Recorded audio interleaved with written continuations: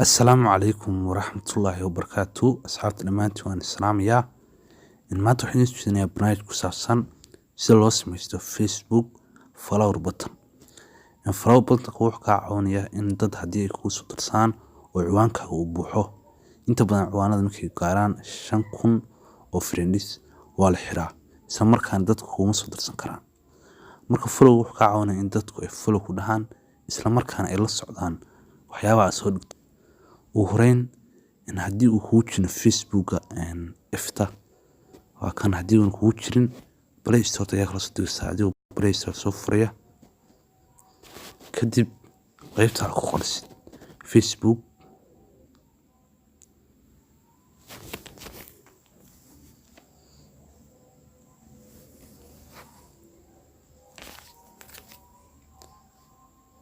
كدب أنا هدو إليه أوبن waxaa laga yaabaa haddii uu Facebook kugu jiro inuu halka kugu soo qoro update.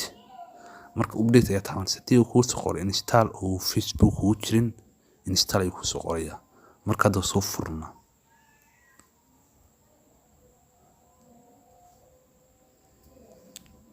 ugu horreyn waxaa tagnaa sida xaddi jimood meesha ku qoran tahay kadib hoos ayaa soo baxnaa waxaan imaanaa meesha ku qoran tahay setting and privacy calaamadaas ayaan saas u taabanaa kadib setting ee si doornaa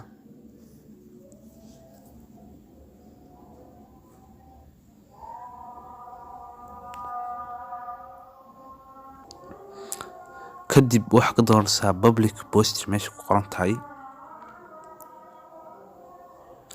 هذا سيدتن يكون صباحيا وأنا هالكم public كريكتا هالكم سيدا كورن public كريكتا إن هالكم كنا public كريكتا إن هالكم كنا public كوعات أما فريند وكريكتا هدي رمين إن لصعن وحيابها إن حلا لميتك فيديو أصورتي صورة على صورتي وحواس هدي رمين إن عدتك أركان إن فريند أيديكتا أما فريندس أو فريند أيديكتا لكن meelahan kale waa ku muhiim ah wax kale oo muhiim ah in dadka qaar ay ka ilaawaan midaan ay ku qoran tahay who can see your flowers on your timeline. Tan macnaheedu waxa weeye in uu timeline-ka ka soo muuqdo inta qof oo ku follow gareysay haddii laga soo dhigto adi friends dadka saaxiib kula abisay arkaya only me-na waa aniga kaliya arkay marka waa inay public ku ahaataa kuwaan dhan public ku ahaadaan marka waa sida u furan kartid Facebook flower button.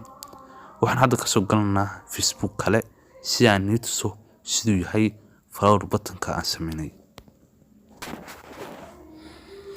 ciwaan kale ayaa ka soo galnay hadda marka waa ka ciwaankii aan hadda sameynay in dadka follow gareeyay wad u jeedaa followed by 12 people.